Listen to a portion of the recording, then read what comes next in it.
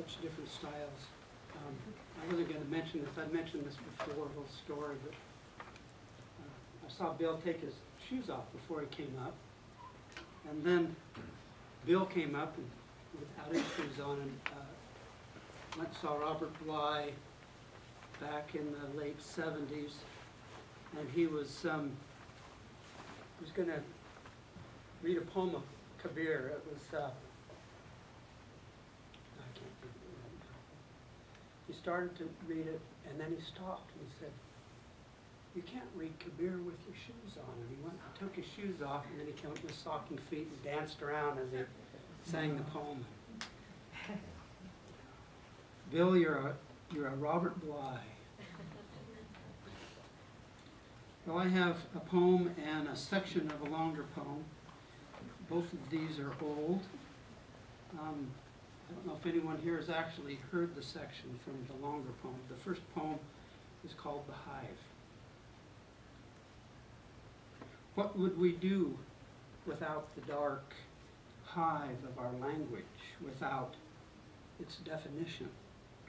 All those intricately modulated passages snaking throughout the vast formlessness of ourselves, no longer holding it, us, together, no longer able to build ourselves back.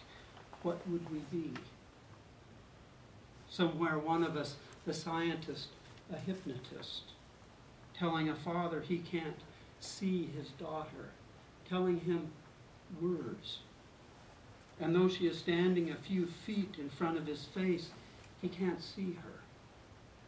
Now the scientist, the sly hypnotist, slipping his wrist behind her back.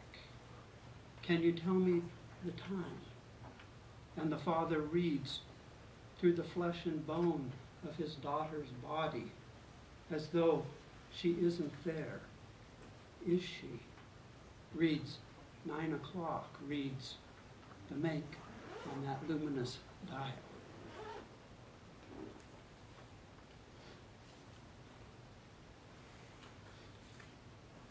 These two sections are for a poem that I called Tattered Flags at the time.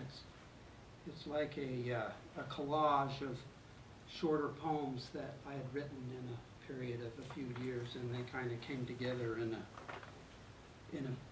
a longer poem.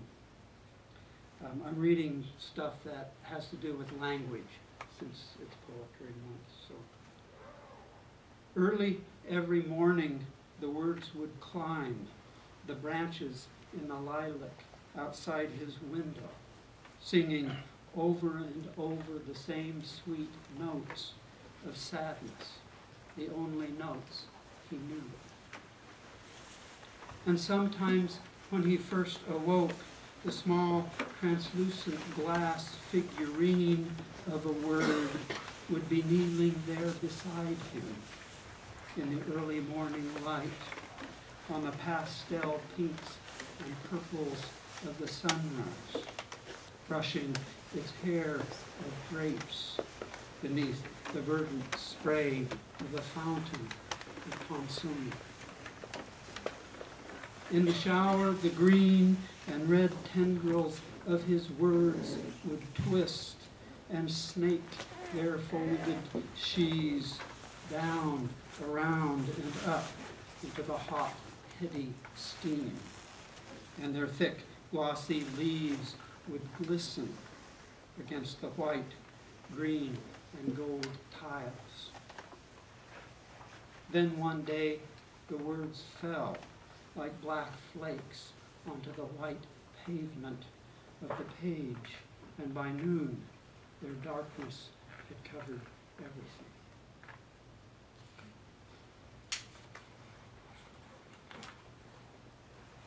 How we worry them, these words, these stones dangling around the slender throat of the silence, these bits and pieces of sound strung on the thin string of a presence we call the self, like a rosary, like beads, looking for meaning, for clues. There are none. The words grow round and smooth beneath the tongue turned perpetually outwards. Beneath the persistent river of its touch, they shine.